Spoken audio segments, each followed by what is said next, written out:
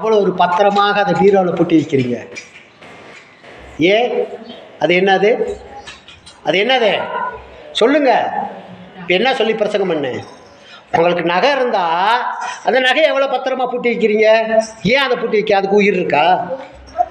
அதுக்கு உயிர் இருக்கா? அதை ஏன் பூட்டி வைக்கிறீங்க? அது அது என்னது? தங்கம். ஆனால் பெத்த பிள்ளைகளை தெருவில் விட்டுற வேண்டியது. ஒரு ஒரு 10,000 ரூபா காசு இருந்தால் என்ன செய்வோம்? அதை என்ன செய்வோம்? வச்சு பூட்டி வச்சுக்கோ. ஏன்னு கேட்டால் அது என்னது? காசு. அது ஒரு பேப்பர் தான், இல்லைன்னு சொல்ல, அது காசு. அதை காட்டிக்க பிள்ளைகள் என்ன செய்வோம்? விட்டுருவோம், கவனிக்க மாட்டோம். கவனிப்பது அல்ல. அப்போ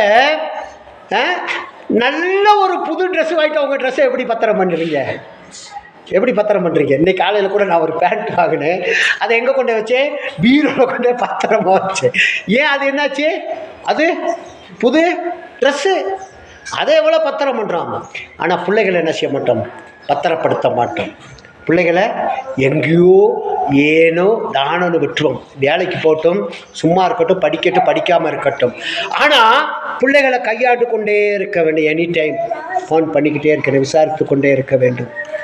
விசாரித்துக்கிட்டே இருக்க வேண்டும். என்ன பண்ணுற, ஏது பண்ணுற, என்ன பண்ணுற, எல்லாம் விசாரித்து கொண்டே இருக்க வேண்டும். ஆமேன், சோத்திரம். இந்த 5 நாளில் ஒரு விபிஎஸ் நடத்தணும். ஃபுல்லாக வாலிப பிள்ளைங்க 150 பேர்த்துக்கு. எல்லாம் பைபிளோட தான் வந்து உட்காந்துருச்சுங்க. ஆனால் 3 நாள் வாலிப பிள்ளைகளுக்காக பேசினாங்க. நிறைய பேர் பேசினாங்க, ஆசீர்வாதமாக இருந்துச்சு. ஆனால் 3ஆவது நாள் பார்த்திங்கன்னா அதுக்கு போனோட்டி, அதுக்கடுத்து அந்த பேப்பர் எடுக்கும்ல, வசனம்லாம் எழுதும்ல, அந்த நோட்டு, அந்த பேனா, பைபிளை கூட நிறைய பேர் மறந்துட்டு போயிடுச்சுங்க. பைபிள் கூட காட்டேஜில் வச்சுருக்கேன், மறந்துட்டு போயிடுச்சுங்க. ஆனால் தன்னுடைய பொருள்கள்லாம் எட்டு போச்சுங்க. தன்னுடைய ட்ரெஸ்ஸாக இருக்கட்டும் எல்லாம் கவனமாக எடுத்து போகும். ஆனால் பைபிள் என்ன செஞ்சிருச்சுங்க? மறந்துடுச்சுங்க. அப்போ தான் நினச்சேன், இந்த 3 நாள் அது போட்ட சாப்பாடே வேஸ்ட்டு. இந்த 3 நாள் அவர்களுக்காக பிரசங்கம் பண்ணதே வேஸ்ட்டு. அப்போ ஆவியானவர் நடத்தும் போதே பிசாசானவன் அங்கே இருக்கதை நம்ம என்ன செய்ய முடியும்? நன்றாக